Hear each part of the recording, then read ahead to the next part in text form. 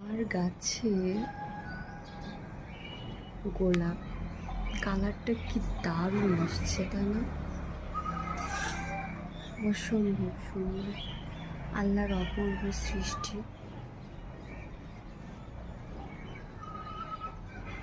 আল্লাহ যেন গাছটা বেঁচে থাকে, কারণ গোলাপ গাছ তো সাধারণত বাঁচে না। বিশেষ করে আমার হাজব্যান্ড এত গোলাপ গাছ আমাকে এনে দেয়, একটা গোলাপ গাছও বেশি দিন বাঁচে না।